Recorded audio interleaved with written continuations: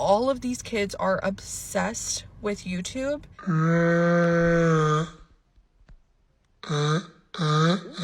I would rather my kids smoke than be on social media.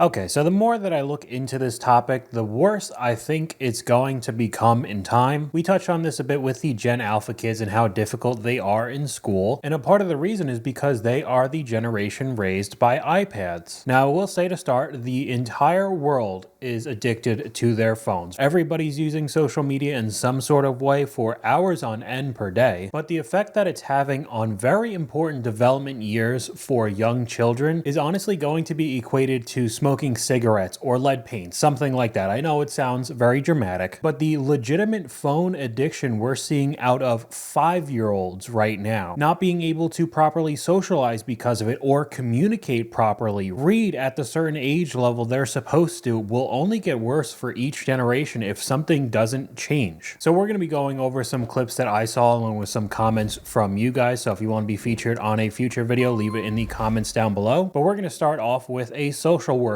experience. I work in social work, and this might be completely obvious to other young families, but this is the number one factor that I've seen across all of the families that I work with. Granted, most of the families that I work with are low income, on public assistance, need a lot of help in child rearing and understanding where their children's behaviors are coming from.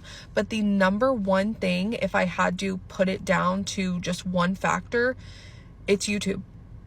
All of these kids are obsessed with YouTube and obsessed with watching like Roblox videos, any kind of videos of like other kids playing. It's actually rotting their brains. Block YouTube if you have young kids.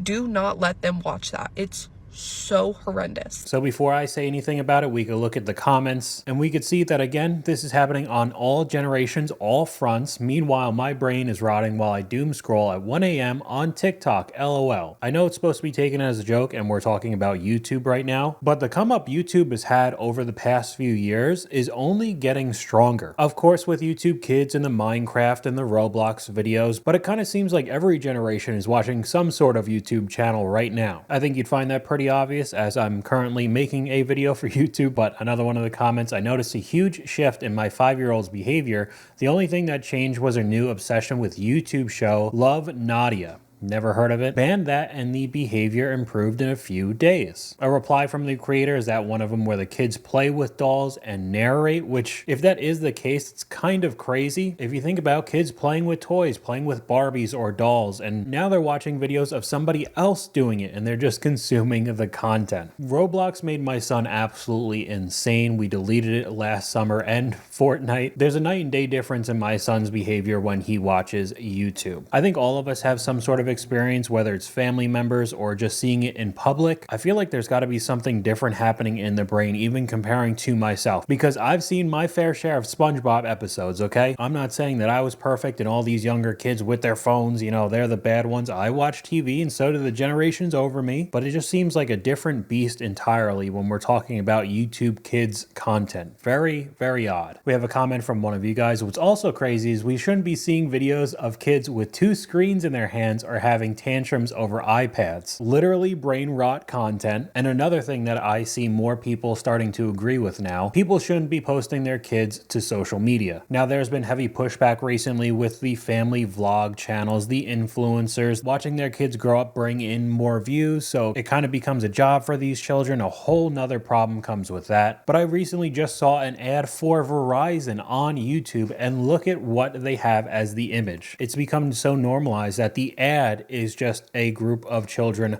huddled around an iPhone consuming some sort of content. But because we still have parents posting their kids to social media, we have examples like this on screen right now of what social media is doing to the younger generation. The most iPad kid thing I've ever witnessed. I didn't even know you could get social media on your touchscreen fridge. I mean, what's the point of that? But here's another clip of just a young child being completely overstimulated by several devices at once. It's basically a meme right now of this happening to people in their 20s and 30s. release, watching YouTube videos on 2x speed, or having several videos playing at once. But imagine if this becomes the norm with you when you're only a couple years old. You think the attention spans are bad right now? It's going to get a lot worse.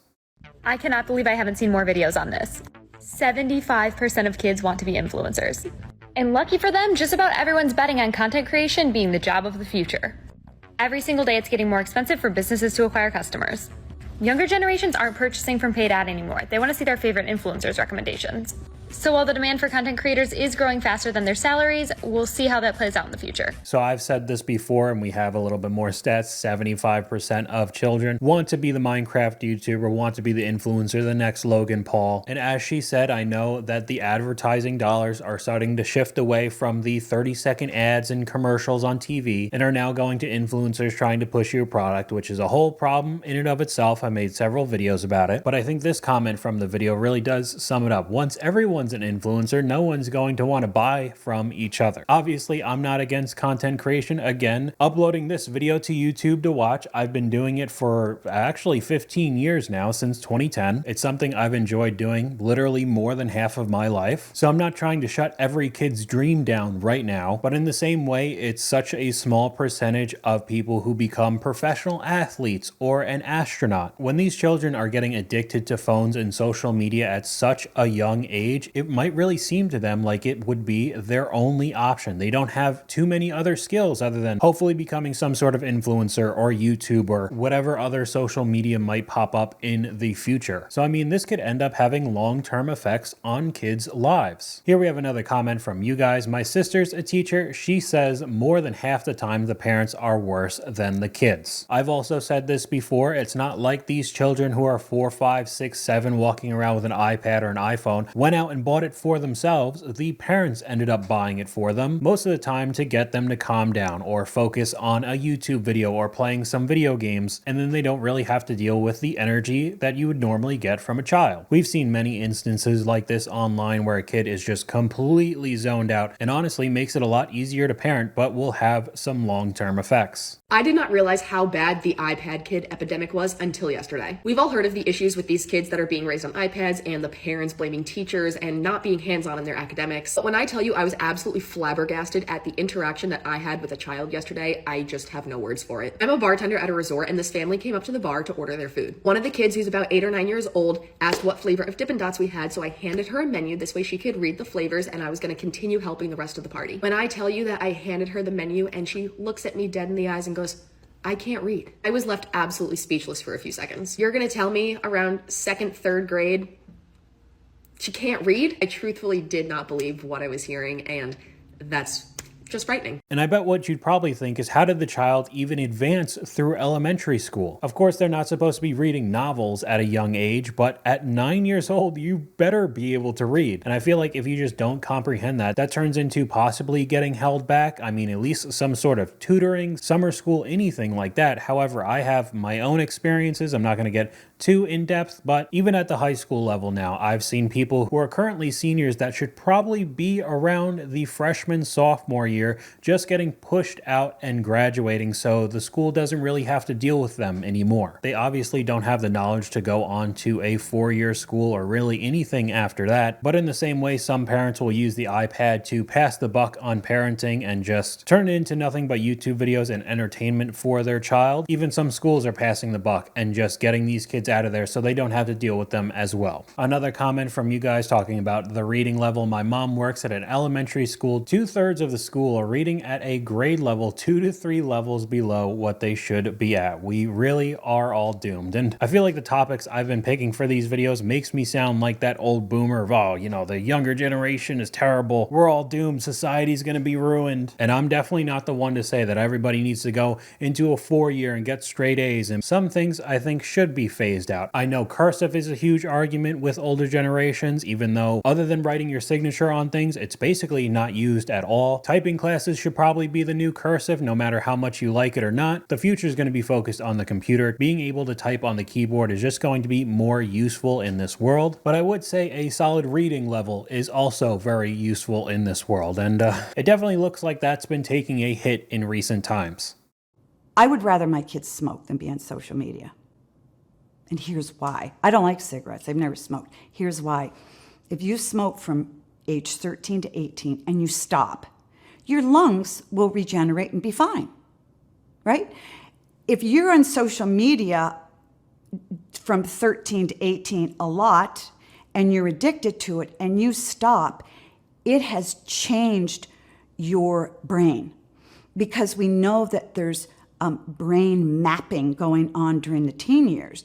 And what kids take in visually and emotionally has a profound effect on brain development. And by the time they're 19, a lot of that is set in place and it's not going to change. So, I mean, I understand the point she's trying to make. Now, take that 13 to 18 and start that at 5 years old or 6 or 7 and have the entire childhood be constantly using social media in the same way that adults do. To me, it kind of seems like the writing's on the wall when we start doing tests 10, 20, 30 years in the future. We could see how bad this really has become for some people. But that's all I got for you guys today. Let me know what you guys think in the comments down below. YouTube thinks you'll like this video popping up on screen right now, but hopefully you guys enjoyed this video. If you did, please leave a like, and I'll talk to you guys later.